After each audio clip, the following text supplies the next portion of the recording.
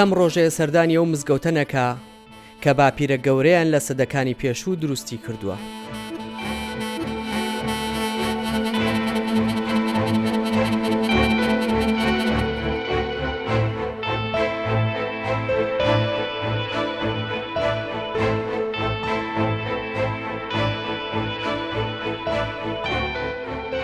لەگەڵ گەشتنی دەست بە خوێندنەوەی قورئانە دەکا 3 سەدە لەمەوبەر بەدەست نووسراوەتەوە.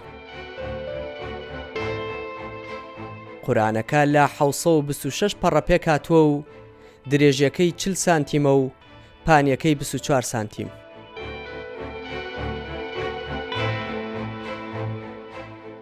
مامۆستا کەمال سەرسامە بە قورئانەکە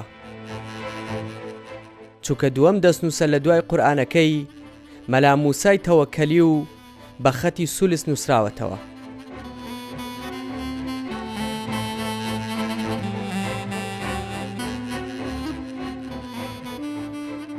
وەکنەوەکانی شێخ حەسەنی گڵەزەردە پارێزگاری لە قورئانەکە دەکەن چونکە ڕای جیاواز لەسەر نووسینەوەی هەیە و دەوترێت دایکی شێخ حەسەن نووسیوێتەوە.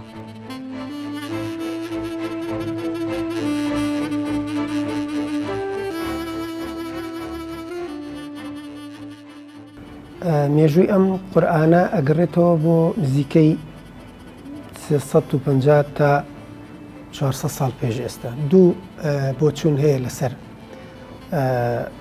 ئەم قورئانە. یەکێکیان کە هەردووچیان با بڵێن بە هەند وەرەگیرێ، یەکێکیان ئەوەیە کە گوایە ئەم قورئانە دایکی شێخ حەسەنی گڵەزەردە کە ناوی دایە خاسیە بووە.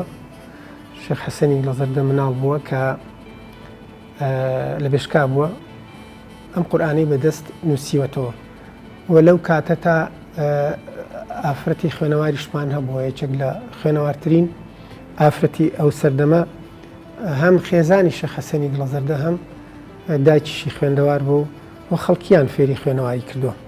بۆچوونی دووهەم ئەوەیە کە لە ساڵی 1722 زاینیا شێخ حەسەنی گڵەزەردە سەردانی ئێرانی کردو لەگەڵ والی ئەحمەد پاشا والی بەغا کە گەڕاوەتەوە ئەم قورئانەیان بە هەدیە پێداوە.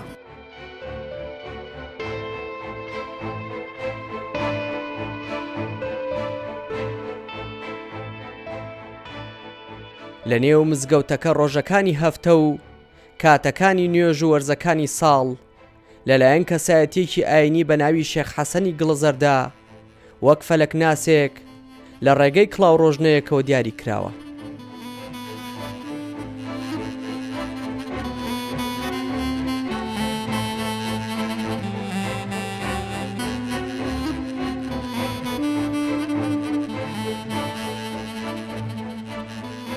مامۆستا کەمال نایشارێتەوە تا سەدەیەک لەمەوە پێش خەڵکی پشتیان پێی بەستووە و سوودیان لێ بینیوە تا ئاگداری گۆڕانکاریەکان ببن.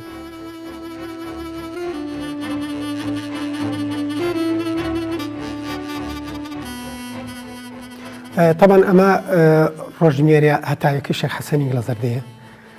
ئەمە تایبەتە بە دیاریکردنی وەرزەکانی ساڵ وەلەو ئیسفادەشی لێگرتووە بۆ دیاریکردنی کاتەکانی نوێژەکان. ئیسفادەی لەم کڵاو ڕۆژنەیە بینیوە. لێرەوە جێکەوتەی تیشکی خۆر دەکەوێتە سەر ئەم تاقا. هەڵبەتە لە ڕابردووە و لە ئێسەشە ئەوەی کە خەڵک زۆر مەطلەبێتی بۆ هاتنی وەرزەکان ڕۆژە سارد و بەستەڵەکەکان و ڕۆژ زۆر گەرمەکانە.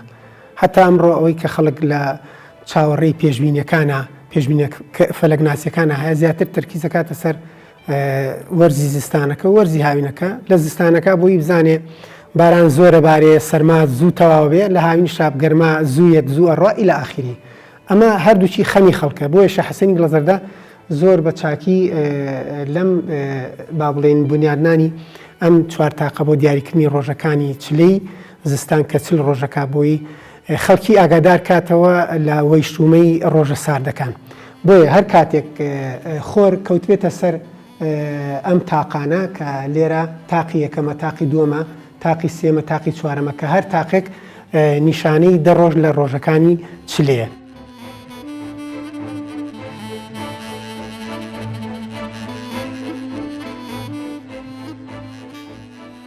گوندی گڵەزەردە دەکەوێتە خوارووی ڕۆژئاوای شاری سلێمانیەوە.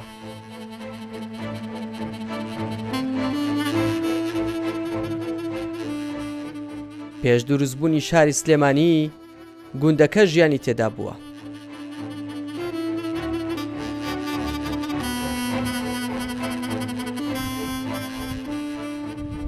چەند سەدەیەک لەمەوبەر سەرباری گرنگیدان بە زانست و خوێندنەوە و نووسین لەسەر بەرزترین شاخی نزیک گوندەکە بە هەڵکۆڵینی تاشە بەردەکانی سەر لووتکەی شاخەکە شێخ حەسەن چاودێری مانگ دەکا و یەکەم ڕۆژی ڕەمەزان و جەژنەکان دیاری دەکا.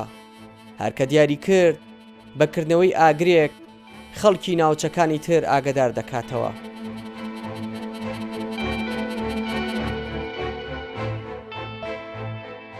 تەماشاکردنی مانگ لەسەر شاخەکە وەک نەریتێکی لاتووە، نەک تەنهانەوەکانی شێخ حەسەن، بەڵکو لیژنەی بینینی مانگ و گەردون ناسان دەچنە هەمان شوێن و تەماشای مانگ دەکەن.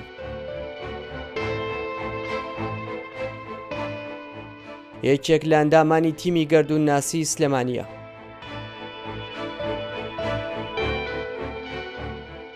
لە کاتی گۆڕانکاریەکان لەگەڵ مامۆستا کەمال و دیار بە تلیسکۆبێکەوە دەیانەوێت مانگ ببینن.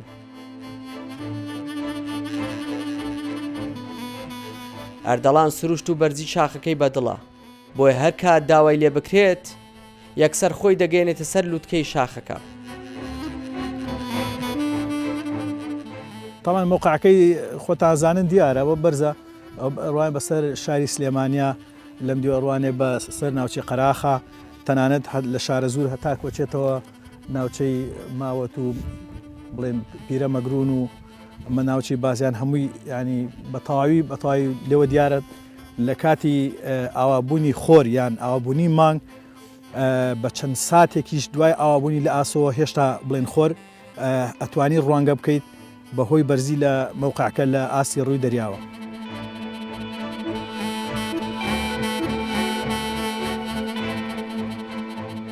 شارەزا فەلەکیەکان بە شێوازی کۆن کار ناکەن، بەڵکو تەنها سوود لە شوێنەکە دەبین و ساڵانە لێی کۆ دەبنەوە بۆ تەماشاکردنی مانگ و خۆر و ئەستێرەکان.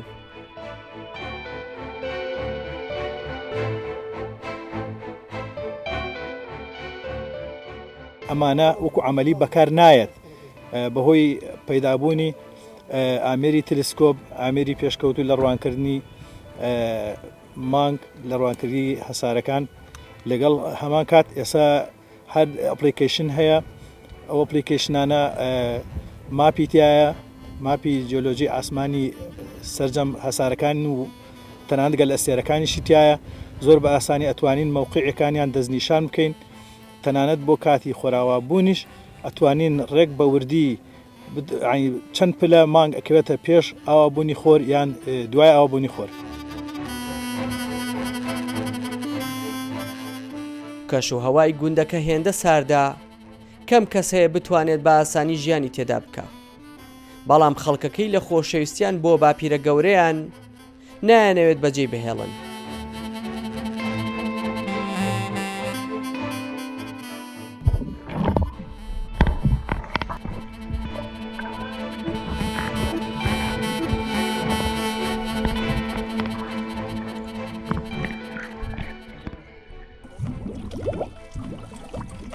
پەیوەندی کۆمەڵایەتی لە نێو گوندەکە پتەوە. حاجی ڕەوف و دایە حەلاوی هاوسەری حەزی زۆریان بەوەیە هەردەم میواندار بن.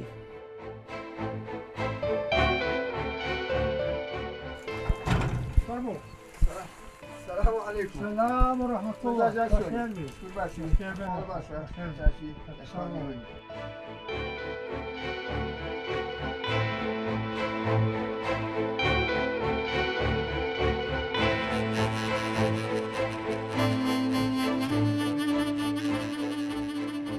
کوڕوکچەکانیان هەریەکە و لە شارێکن، بەڵام دڵیان نایە شوێنی با و باپیرانیان بەجێ بهێڵن.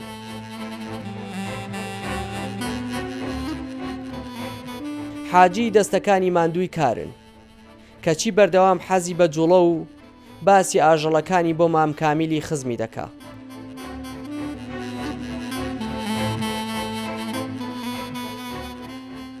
والله خۆم لێرە لەدایک بووم میتر خۆی ئەسان هەر شوێنێ لەکوێ لەدایک بێ ئەو شوێنەی پێ خۆشە یعنی هەر معیشەتمان لێرە ئێمە فەلاعەت و زەراعەت و شتمانە کرد بەهۆی ئەوەوەنێ اینجا هەنێ وڵاخ و حیوانیشمان بوو بەوانەیە ژیان باش بوو.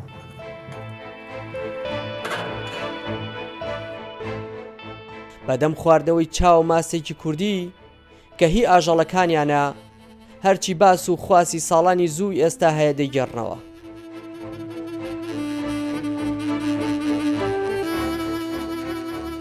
ئامادەشن تا ئەو ڕۆژەی ماڵاوایی لە ژیان دەکەن هەر لە نێو گوندەکە بمێننەوە.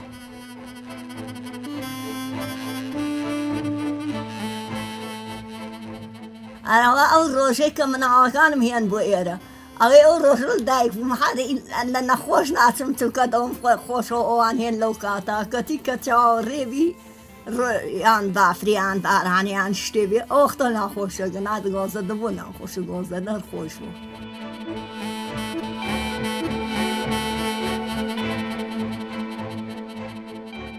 تەواوی دانیشتوانی گوندەکە خزم و کەس و کاری یەکن.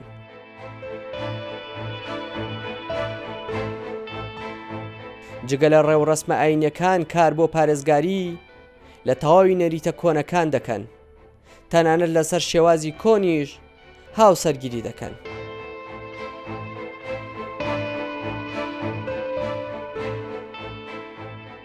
بە حکمێوی کە تۆ کەسێکی کۆمەڵایەتی بەڵێ پەیوەندی کۆمەڵایەتی لێرە چۆنە؟ وەڵاهی لەخوا بەزیابێ زۆر باشی هاتو چۆمان هەیە سەردانیەکتی لە بۆنێ لە خۆشی لە ناخۆشی لە هاوکاری لەخوا بەزیابێ لەوەی کە نێڵین هیچ کێشەیەشی عادزی لە بینمانە هەبێ گەشتێکی بەسیتیش ببێ لە بینی دوو مناڵەیە دوو شتێکان نایڵین بگاتە ئەوەی کەوا لە چەند مەترێک لە خۆمان بکرێتەوە گەورەی ناکەین کێشە نابێ عنی نەمان کردو بە کێشە لە ناوخۆمانە لەخوا بەزیابێ. ئێوە هەمووتان خزم و کەس و کاری یەکتر بەڵێ کەسێکی بێگانە ڕێگەی پێدەن لێرە لەم گوندەنیش واللهی تا ئێستا نەمانێشتۆ بێگانێک بەحکومی کە خەڵکی دەرەوە لادێ گوند هەروە بووە بە تایبەتی ئێمەش ئەوەی کە هەر لەم دیرا گەورە بوو و ژیاوە و باو و باپیری لێرا فۆتی کردو و نێژراوە نەمانێشتۆ بێگانێک بێت ئێرە.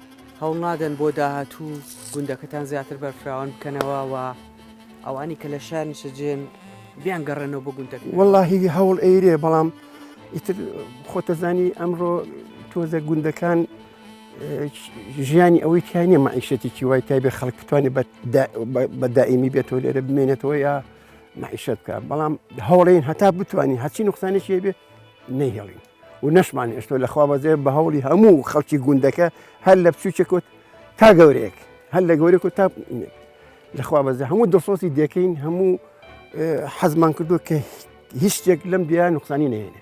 خوا نەخواستە کەسێک لێی بقەومێ. بەڵێ ئێوە کە خزم و کەس و کاری یەکترن بەڵێ کارتان کردووە بۆ ئەوەی کە هاوکاری بن بەڵێ بە جوێری توانین بەڵێ بکەنەوە بەڵێ ئیتر بە هەر شێوێک مادی بێ بە هاتی سۆ بێ بە قسە بێ بە شێوەیەکی کە بێ بە هەموو نەوەیەک هەوڵمان ناوە لەخوا بەزیێن بۆ نەجیاوازەکان لێرە هەر لەسەر شێوازی کۆن بەڕێوە چێت یان وەڵاهی گۆڕانکاری تیا بووە بەڵام هەتا بۆشمان کردی هەر حەزەکەین لەسەر شێوازە کۆنەکان بێت لەبەر ڕێزی باو باپیری خۆمان بەڵام ئەوان کە کردویان بەڵام گۆڕانکاری و پێوەنێتی ئەمڕۆ لە هەموو شوێنەکە هەبوو بۆ ئەش بێت بەڵام هەتا بۆ مامکرێ ئێمە هەر سۆنەڵی ئەو شتە کۆنانی خۆمان کە باپیرمان گەورەکانمان کردێکی ناڵین لە ناوچی.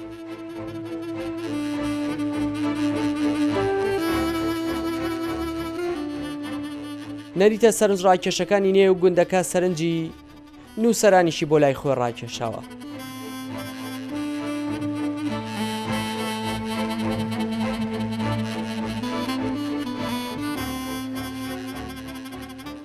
سەردانی مام ئەحمەد دەکا تا زانیاری زیاتر لەسەر گوندەکە کۆ بکاتەوە. لە کۆی 22 کتێبی چاپکراوی سێ لە کتێبەکانی باس لە ژیان و زانست و گۆڕانکاریە فەلەکیەکانی نێو گوندەکە دەکا. ئەوەی زۆر سەرنجی ڕاکێشەم لە ناو دەستخەتەکان دەستنووسەکان و کتێبەکانی جەنابی شێخ حەسەنی گڵەزەردەیە نووسراوێک بوو زانایەک نووسیوێتی لە خزمەت جەنابی شێخ حەسەنە لە پاکستانەوە هاتۆ لێرە دانیشتووە ئەم کتێبەی نووسیوەتەوە و تەدریسی کردووە و زانایانی ئەو کاتە شانازیان کرد کە زانایەکی کورد کەسێکی کورد لەسەر حاشی کتێبەکانیان بۆیان بنووسێت ئەوە زۆر سەرنجی ڕاکێشان بۆ چەندین خەڵکی بەتوانە لە خزمەت شێخ حەسەن خوێندووانە شێخ حەسەن تەمەنی 100 ساڵی بەسەر بردووە بەڵام لە کۆتایی تەمەنیا بە نەخۆشی لەو شوێنێکی ئێستا ئەسپەر دەکراوە چەند ساڵێک لەوە پێش لەگەڵ شێخ عەبدوڵای هەڕاتیا بوو دیتی من ئالێریان نێژریم مام ئەحمەد زۆر ڕووداوی کۆنی بیرماوە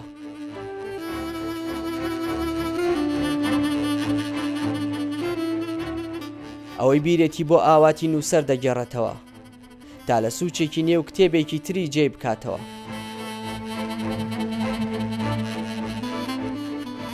ئاواز سەرباری ئەوەی سەرسامە بە مێژووی گڵەزەردە لەگەڵەوەشدا سەرسامە بە دانیشتوانەکەی لەوەی پارێزگاری لە نەریتە کۆنەکان دەکەن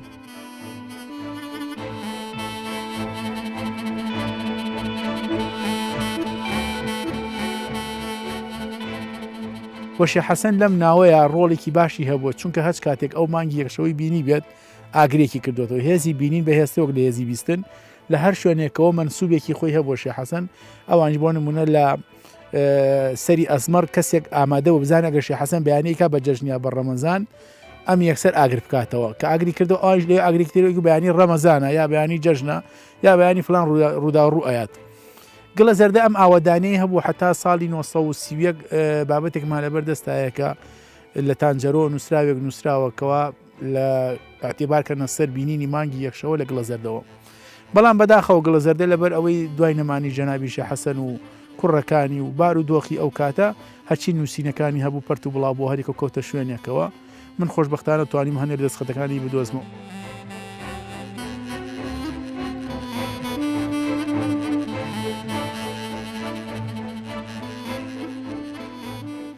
بە گوێرە گێڕانەوەکان مێژووی دروستبوونی گڵە زەردە دەگەڕێتەوە بۆ سەدەی 16 و 3 جار بە هۆکاری سیاسی چۆڵ کراوە و 2 جار لە ساڵی 2000 ئاودان کراوەتەوە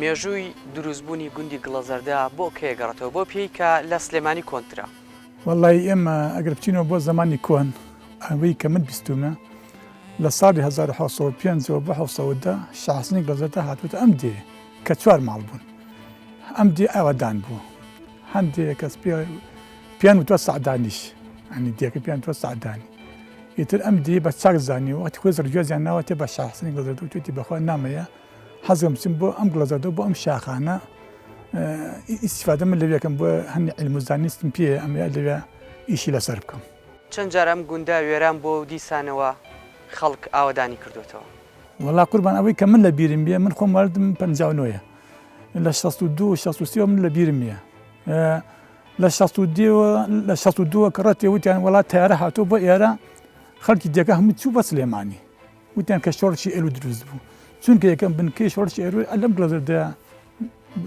کە دروست بوو لە پێ لە شوێنە پیانەوەی ژاژەڵاتە لەو دیۆ بدێەوە لە 65 بڵێن هەر کە جێش هاتە سەرەوە ئەمە شەڕی گەورەتیا بوویم هەر ڕۆشتین لە 74 هەر ڕۆشتینەوە لە 1970 هەمدی سە هەر چۆڵ بوو هەر کاول کرایەوە ینی 4 جار تا ئێستا وێران بۆ دیسانەوە دروستان کردوێتەوە وەڵا ئاخر جار وێران بوو ئەرە وەڵا فعلەن وا بوو لە کۆندا زیاتر ئەم گوندە ئاوادان بووە ئێستا لە کۆنی چیمە بەس ساڵانی زوو وەڵای ساوەی من بیرم بێ ئەم گڵە زەردەیە 30 بۆ 40 ماڵ بووە 30 بۆ من بەزەڵێن لە سەردەمی شێخ حەسەنە ئەم دێک و شارۆچکەیەک وا بووە ئەڵێن لە سەردەمی شێخ هەتا لە دوای شێخ حەسەنیشە ئەم دێ هەتا ئەڵێن مەسەلە ئاشی تیا بووە ئاشی تیا بووە اینجا کە ئاسنەری تیا بووە بەنای تیا بووە هینی تیا بووە مەکە دروستەکەن وەک تەونکردن و ئەم شتانە ئەمکەوا بێ شارۆچکەیەکی بچوو بەڵام لە سەردەمی شێخ حەسەن لە دوای شێخ حەسەن هەتاکو وەکو بەحسەکەن کە 1940 نەخۆشیە پیا بووە پیان و نەخۆشی تاوانێتتر لەو نەخۆشیەوە ئەم دێت تۆزە بەرەو چۆڵی ڕۆشتووە ئێوەکو نەوەی شێخ حەسەنی گڵە زەردە تا چەند توانیوتانە پارێزگاری لەمانەوەی ئەم گوندە بکەن وەڵای ئەلحەمدولله هەر بەردەوام بووین هەر خەریک بووین یەکێک لەوانە کە زۆر هەوڵیابێ من لەگەڵ شێخ ئەحمەدی نەقیبە لەگەڵ خزمانی ترمانەکە لە سلێمانی بووین بە ینی هەڵمەتێکی باشمان کرد لە ساڵی لە دوا ڕاوەکەوە لە ساڵی 91 هاتینەوە بۆ گڵەزەردە ئیتر ئەممان کردەوە وەسپاس حکومەتی شتێک حکومەتی جەرمەتیین لە کاتی بۆنە ئاینیەکان تا چەند حکومەت هێرێمی کوردستان بە تایبەتی وەزارەتی ئەوقاف پشت بە گوندی گڵەزەردە ئەبەستێ دێنە ئێرە بەڵێ ڕاستە زۆر ڕاستە ئارەوەڵا لە سەرەتای ڕەمەزان لە سەر جێژنە لە هەموو بەین ئاینەکەن کە چونکە مانگ بەیەکشەوە ئەبیلێ لێرە لە گڵەزەردە لەم شاخە پێڵەن شاخی باسکی وێسی ئەتوانی مانگ بەیەکشەوە ببینیت.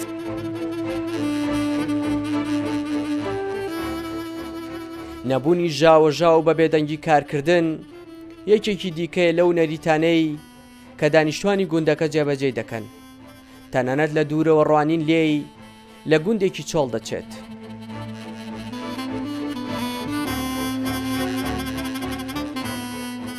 دانیشتوانی گڵەزەردە سەرباری جێبەجێکردنی نەریتە کۆنەکان خوازیارن گرنگی زیاتر بە گوندەکەیان بدرێت و خزمەت بکرێت تا ئەو مێژوەی گوندەکەیان هەیەی بمێنێتەوە.